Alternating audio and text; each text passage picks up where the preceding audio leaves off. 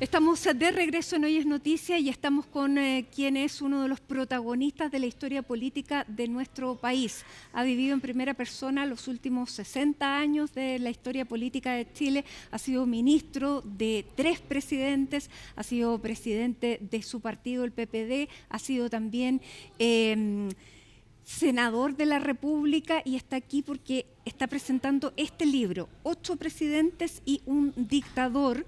Testimonio y lecciones de una época decisiva. Sergio Bitar, gracias por acompañarnos. Bienvenido a CNN Chile. Para mí agradezco esta oportunidad. Gracias. Matilde. Bueno, este es un libro que es un testimonio, que es un libro que relata la historia política de los últimos 60 años. ¿Por qué quisiste llevarlo con el hilo conductor de 8 presidentes y un dictador?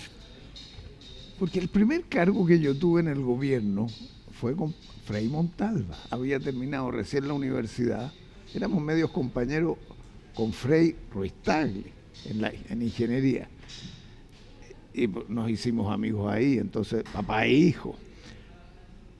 Y yo sentí la necesidad hasta hoy, que estuve con el presidente Boric hasta el final, al menos conversando con él, no estuve en su gobierno, pero sí a través de mi partido, que yo aprendí cosas y sentía como una responsabilidad de dejar las lecciones y los aprendizajes para la gente que está en política ahora y para los jóvenes o dirigentes sociales o dirigentes del norte, del sur. Entonces, yo digo, bueno, lo que he vivido, que para mí es un privilegio, quiero expresarlo.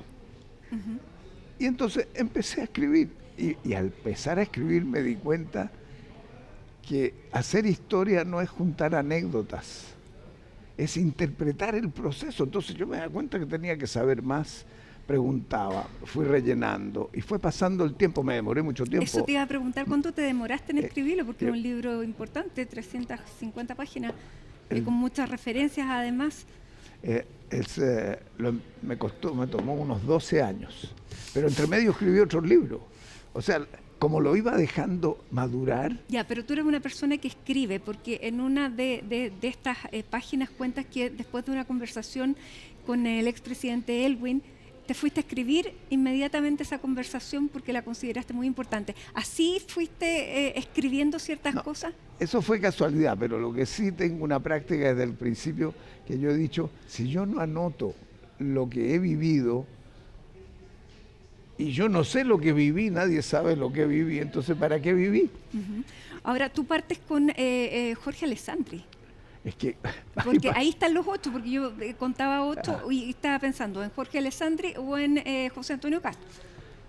Claro, con Jorge Alessandri fue una casualidad, porque el año 58 yo tenía 17 años e ingresé a la Escuela de Ingeniería de la Chile. El año 58 el presidente Alessandri fue elegido presidente de la República y fue a ver su escuela porque es ingeniero civil. Y yo estaba estudiando ingeniería civil. Y en la foto que tengo con él está la misma puerta de ahora, que tiene unas cosas redondas así contundentes. Y entonces a mí me habían elegido jefe del curso. Entonces llamé a todos mis compañeros, viene el presidente. Nos paramos ahí a los 17 años, 18 años todos, y lo vimos llegar. Y esa es la primera foto que yo tengo con un presidente de la República. Ya, y entonces, bueno, una vida entera marcada por la política. Sergio, ¿cuáles han sido los momentos claves que ha tenido tu historia política en que tú eres consciente de que estás viviendo un momento que será parte de la historia? El momento más golpeador y transformador y dramático de la historia de Chile es Allende y el golpe. Y después vivir la dictadura con todos sus crímenes. Entonces, ahí yo diría que al principio yo iba como volando. Salí de ingeniería, estudié en Francia, volví, fui director del Departamento de Industrias de la Universidad de Chile en ingeniería. Después me llaman y me dicen, queremos que usted haga la política industrial de Chile, y me fui a la Corfo. Y cuando estaba ahí me invitaron a ir a la Universidad de Harvard, o sea, iba... ¿Y llegaste al gobierno de Allende sin haber votado por Allende? Entonces, claro, voté por Tomic porque al trabajar con el equipo con Frei en la Corfo y hacer el plan industrial, vi el gobierno de Corfo, del presidente Frei, y me di cuenta de todas sus realizaciones. Y tenía un equipo muy bueno. Mis amigos, porque yo siempre fui un independiente de izquierda, de la universidad, muchos estaban con Allende. pero yo veía que había menos densidad de capacidad de gobernar, que para mí ha sido una de las grandes lecciones de toda la historia, saber gobernar. Y entonces me fui, voté por Tomic y partí a Estados Unidos. Y mirando desde Estados Unidos, ahí hay uno de los momentos que tú me preguntas, que es un momento crucial en mi vida. Yo digo, aquí va a venir un golpe, se veía venir. Si yo no hago nada y me quedo aquí estudiando y saco mi doctorado, me siento cómplice del golpe o por omisión. Entonces decidí volver. Y cuando volví, me di vuelta un poquito, porque cuando tú no eras del UP en ese tiempo, te miraba. Y se crea la izquierda cristiana. Pero ya la gente de la Corfo con los que había trabajado me llaman, entro y establezco una relación con el presidente Allende, porque me pidieron que hiciera un estudio de la economía para proponerle cambios, porque eso iba al desastre como iba. Se lo entregaba al presidente Allende, me agarró barra, tenía la relación como era un poco mayor que mi papá, él. Entonces, yo lo empecé a admirar por lo que él era y fui su ministro, me pide que sea su ministro. Pese a que habían expropiado las empresas de la familia de tu señora. Esa es una tragedia muy grande, porque la familia de mi mujer tenían textiles grandes, Irma, Sumar, Yarur, esas son las grandes textileras del edificio que estamos ahora, exactamente, además, ¿no es cierto? Dando la entrevista. En un lugar de la historia. ¿No es cierto? Y entonces uno de los hermanos, Irmas, era amigo del presidente y otra gente socialista trabajaba en la fábrica, había una relación. Y cuando uno de los problemas es que se va de las manos del gobierno de la Unidad Popular y los trabajadores empiezan a tomarse empresas que no estaban en ninguna lista, no eran estratégicas, y empieza a generar un temor enorme. Yo estaba en Estados Unidos cuando ocurre eso, y le pregunto a mi familia, si yo tuviera que tomar una responsabilidad y me juego en la cosa de Allende para evitar que se descarrile completamente, o tratar, si yo no era nadie para poderte influir, pero en fin, ¿ustedes qué piensan? Haz tú lo que quieras y te vamos a apoyar, es tu vida. Y se portaron conmigo muy bien, pero el presidente sabía y me llama a su oficina. Me dice, Sergio, ¿tiene usted problemas? Yo me gustaría que esto estuviera, pero usted tiene problemas por lo de su familia. No, presidente, yo conversé con mi familia, apoyo en lo que usted me pida. Bueno, y después estuve con él, como dice el libro, un día antes que muriera. O sea, yo estuve con el presidente Allende antes de 24 horas de su muerte. ¿Comiste el 10 de septiembre con él? Nos invitó a almorzar a un grupo. El 10 de septiembre, él murió en la mañana del 11. Y el 10 entonces discutimos y la decisión con que termina la reunión, y por eso yo soy testigo, él decide llamar a un plebiscito al día siguiente y se va con 2 periodistas a escribir lo que va a decir en la mañana siguiente en la Universidad Técnica del Estado, hoy día USACH. Así es. Bueno, y ese día no llegó nunca. Y tú que habías venido para poder dar un aporte para arreglar una situación y evitar el golpe que tú veías venir desde Estados Unidos, terminas siendo también víctima de lo que ocurrió después, porque a ti te toman preso y te relegan a la isla Dawson. Ahí me pasa otra cosa que también es clave en mi vida. ¿Y tú también sentiste eso?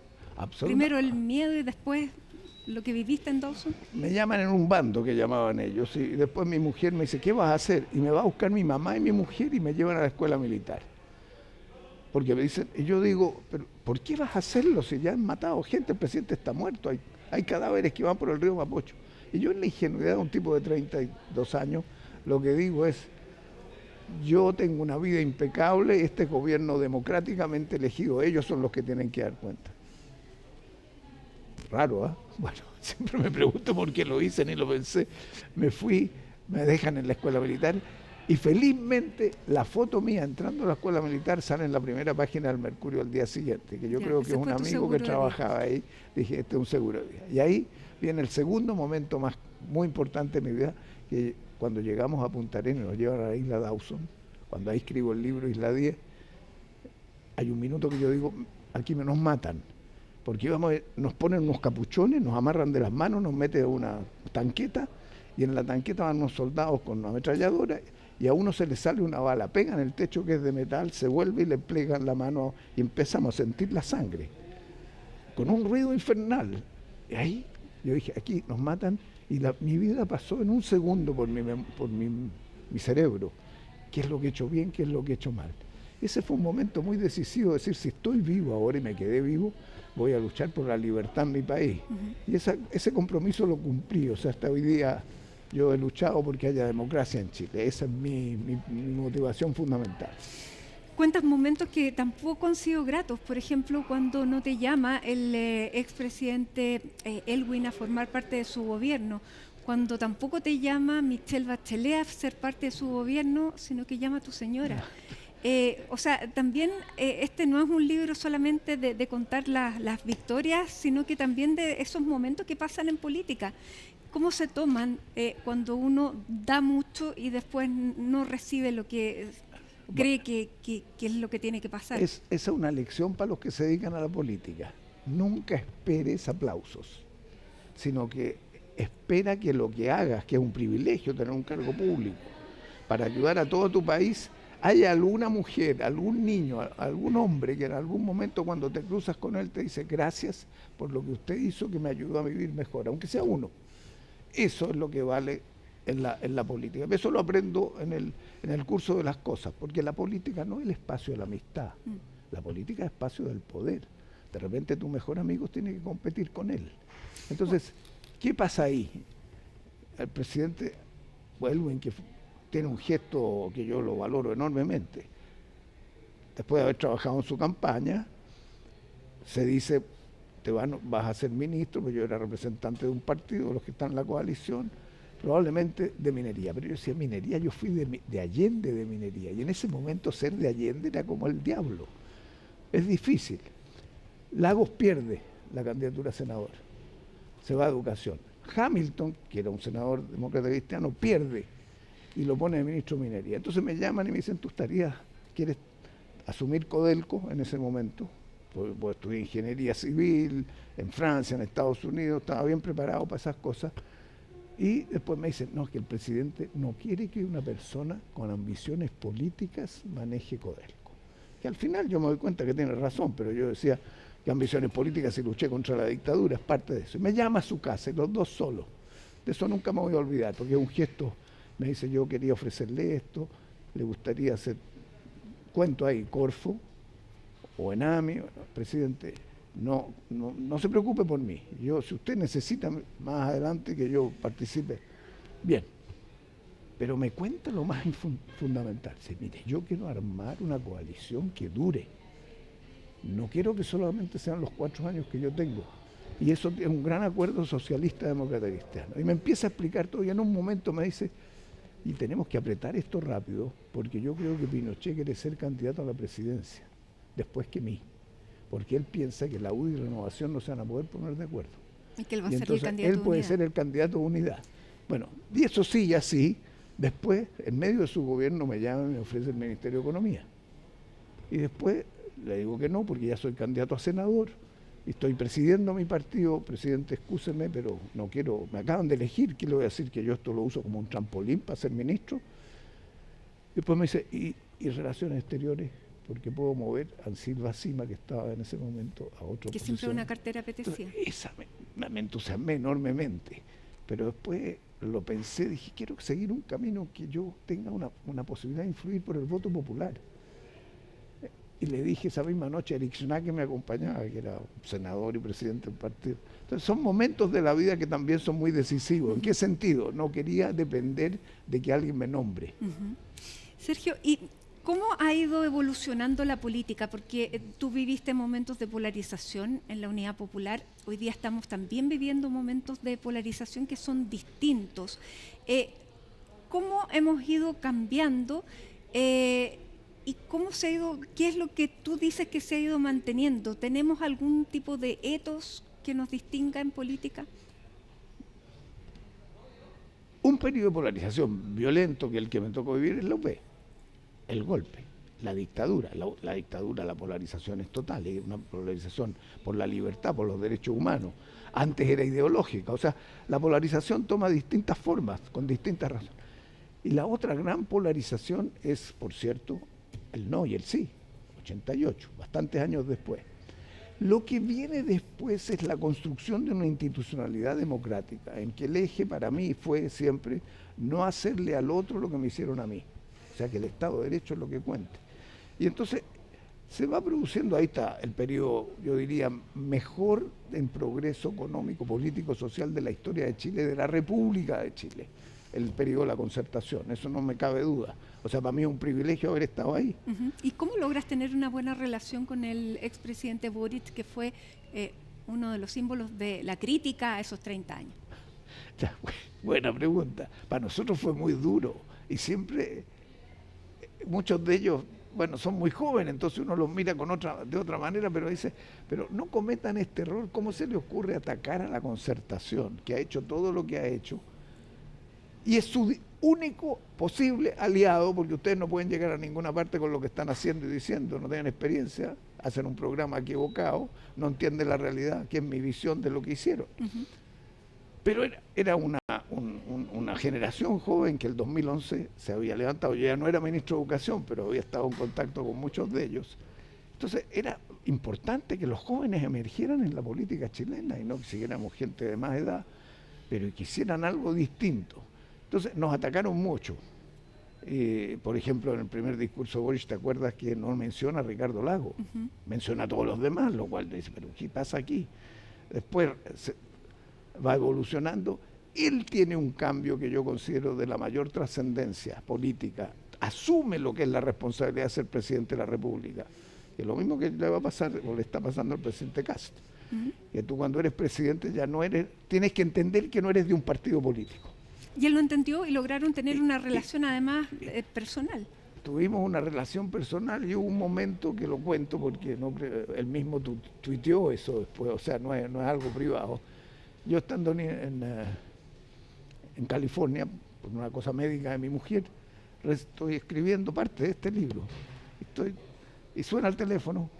Sergio Vitar, sí, Gabriel Boric, presidente, qué sorpresa. Quiero decirte que te felicito y estoy emocionado. Acabo de ver un programa de televisión que lo hacía Celedón, ¿te acuerdas Celedón? Era de los primeros que se hicieron en dictadura. Y tú enfrentas al general Lee, miembro de la Junta de Gobierno. Había renunciado. Y todo lo que le dice, cómo le dice, y lo que hicieron ustedes en ese periodo, el riesgo que corrieron de sus vidas y cuántos chilenos fueron asesinados en ese tiempo y tuvieron el coraje de armar la democracia, quiero expresártelo y quiero transmitírtelo. Y después lo tuiteó. Y él me dijo otra cosa que me hizo clic. Yo no había nacido, porque esta conversación fue el 85, él nació el 86. Entonces tenemos mucho menos diferencia que lo que yo creía. Entonces yo veo en él un hombre con una capacidad de entender la realidad nacional y de evolucionar hacia una, como lo hizo al final de su gobierno, como tanta gente del socialismo democrático. Entonces tú vas viendo que los presidentes, los buenos presidentes asumen el país. ¿Y cuál es la proyección que tú ves en Gabriel Boric? Porque hoy día, y te lo iba a preguntar más adelante, pero ya que sale esto, hoy día tenemos un gobierno que no tiene oposición. ¿Qué está pasando con la oposición? ¿Cuáles son los líderes?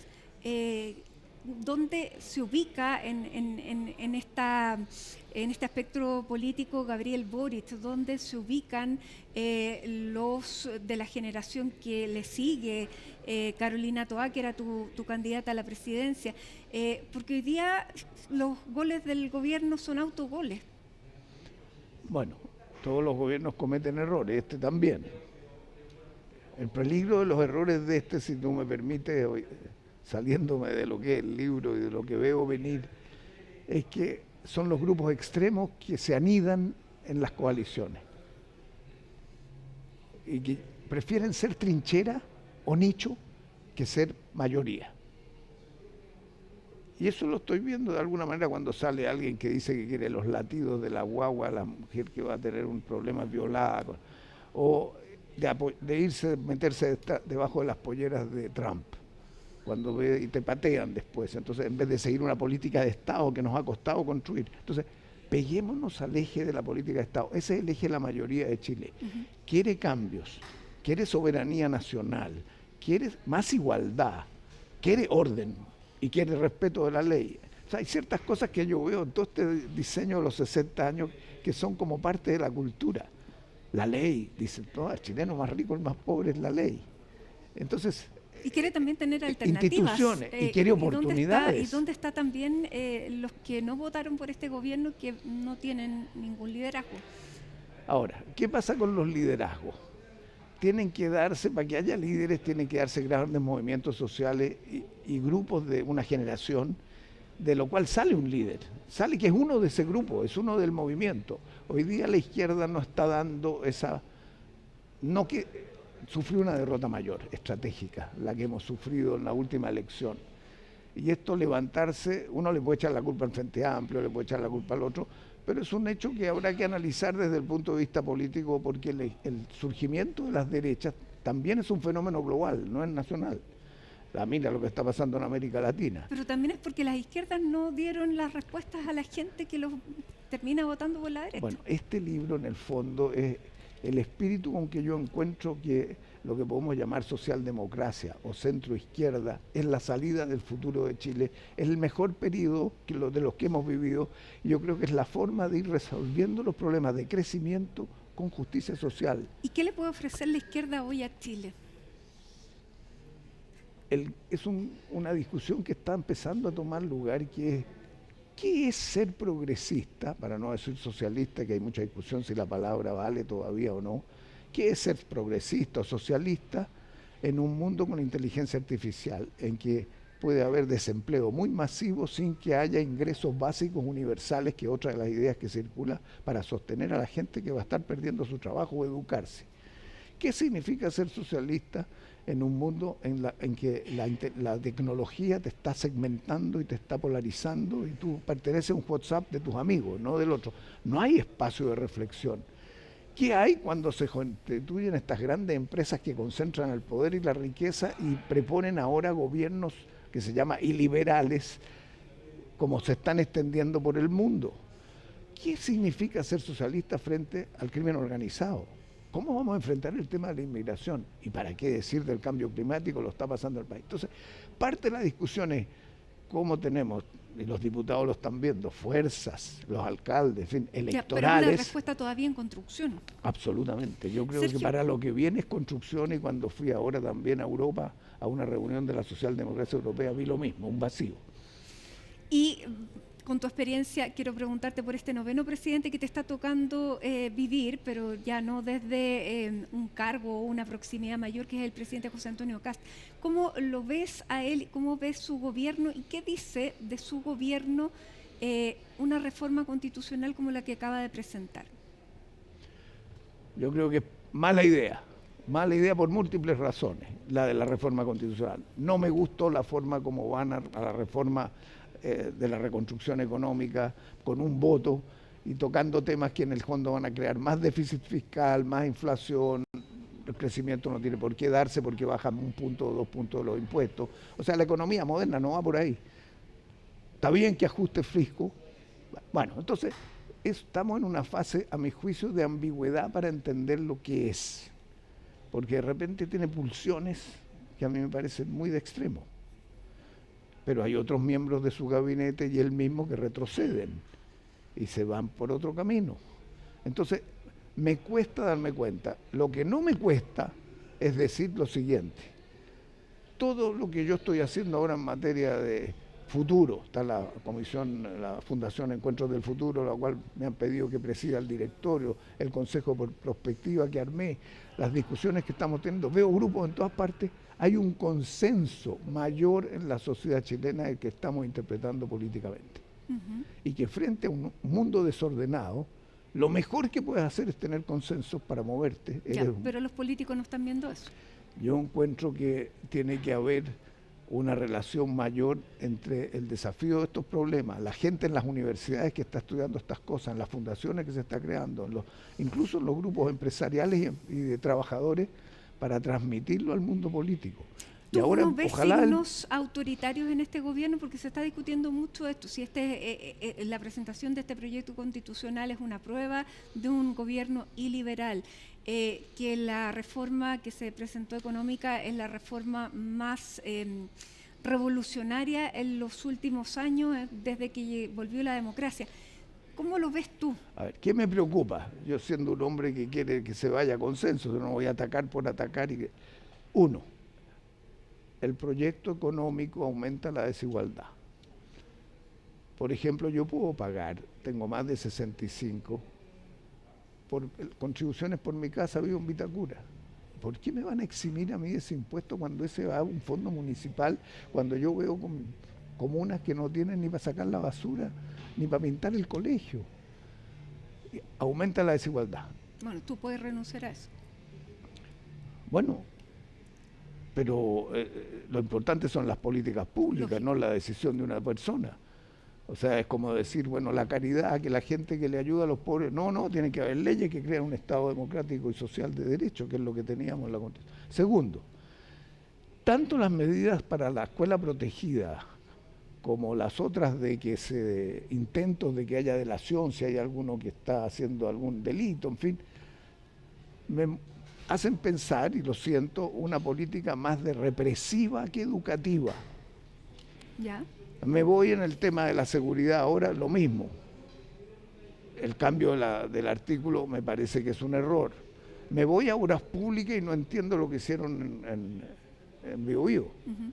¿Por qué no una concesión y sí pongo la plata, si no tengo la plata? Entonces, yo creo que hay una serie de cuestiones en los territorios Pero esta... que me hacen pensar que todavía hay una ambigüedad que tiene que resolver el gobierno. Ojalá este la estado de resuelva excepción, bien. tú viviste bajo estado de excepción. No, ¿Qué eso significa? es una aberración. O sea, se me pararon los pelos de punta ahí porque yo viví todo lo que es la dictadura, la represión, la prisión política, 10 años de exilio en que nadie me explicó nada, y a todos mis compañeros y gente que hay, y yo soy tal vez uno de los más privilegiados. Entonces que me vengan a decir que el presidente va a acumular poder por 240 días para levantar todo, a quitar todos los derechos, hasta la libertad de expresión, de movimiento, de reunión, porque él lo define, sin pasar por el Parlamento y sin que vaya un juez que esté determinando las cosas, o sea, saltarse a los otros dos por el del Estado. No, eso me preocupa mucho. Felizmente he oído reacciones incluso de sectores de derecha más moderados que esto no es posible. Uh-huh. A ver, y desde el punto de vista, además, económico, lo estabas diciendo, tú como exministro de Obras Públicas sabes lo que significa el crecimiento, la inversión pública en un país para crecer. Hoy día veíamos que se están yendo capitales igualmente hacia el extranjero. ¿Vamos a tener la recuperación que esta reforma promete? ¿Esta reducción de impuestos es lo que va a generar nuevas inversiones? ¿Cómo ves tú desde tu perspectiva esta reforma para retomar el crecimiento? Lo que yo veo es que incluso la concertación no hizo todo lo que debió hacer para crecer de nuevo.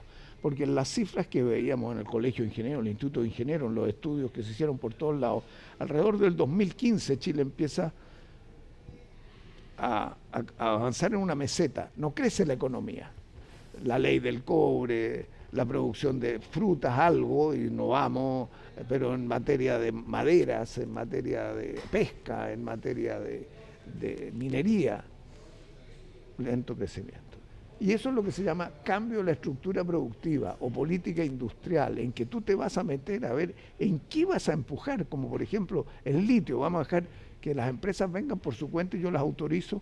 Eso pasó, eso fue en la década de los 80, uh-huh, de la década de los 90, pero si tú quieres crecer, tienes que elegir por dónde te vas a meter. La ministra de Ciencia... Y eso significa, un Estado que empuje. Si un Estado no empuja o siguen con esta historia que el Estado no se meta o el Estado mínimo, Chile no va a salir adelante, uh-huh, pero que sea más eficiente, claro. Bueno, que sea más eficiente. ¿Qué te parece la ministra Lincoln Lado? ¿Tú has tenido relación con ella por el Congreso Futuro y porque están viendo una comisión para ver precisamente hacia dónde se quiere desarrollar el país? Pero ella ha tenido intervenciones bien desafortunadas también. Claro, está metida en un pequeño embrollo. Y la gente que está reclamando porque quiere cambiar la política y las becas con mucha, digamos, prontitud, sin madurar, sin avanzar gradualmente. Entonces yo diría, uno de sus criterios, es decir, porque una de las informaciones que entregó y conversé con ella es que ¿cómo es posible que Chile destine de los fondos Fondesit 1 y tanto por ciento, dijo ella, a minería, siendo el sector más importante? Claro que hace sentido, que uno pudiera ir ordenando la orientación de las becas y de la investigación en los sectores que nosotros tenemos que ser vanguardia. Pero tal vez la experiencia política es muy importante, cómo se hace, porque tienes que conversar con los científicos, tienes que conversar con las universidades y por lo tanto tal vez proponer una política gradual de corrección. Entonces ahí hay un problema que es más que de orientaciones de manejo de la institucionalidad para lograr resultados de manera gradual. Bueno, viste, también tiene relación con este noveno presidente, algo ahí a través de su ministra de Ciencia. Sergio, se nos acaba el tiempo, pero de toda esta historia recorrida, de estos 60 años, ¿hay algo de lo que tú digas, pucha, me arrepiento? Uy, uno se arrepiente de tantas cosas, tal vez de haber sido candidato presidencial para perder o perder, pero no haberme restado cuando mi partido lo señaló y yo tenía la experiencia de senador y ministro de Educación y de Gobierno, en fin. Pero yo diría que hice todo lo que pude como ministro de Educación. Si tú me preguntas qué es la pega más linda que he tenido, ministro de Educación. O sea, ahí cambia el país. Y miremos la última pregunta hacia adelante. Yo me acuerdo cuando tú dijiste, este país, si quiere cambiar, tenemos que instruir a los niños y enseñarles inglés. Hoy día, ¿qué dirías tú que es la clave para el desarrollo del país pensando en la formación? Bueno, cuando dije inglés y le hablé al presidente Lagos, le dije, oiga, hemos hecho tratado de libre comercio con todo el mundo. ¿Qué otra cosa nos da una dimensión de globalización a los chilenos?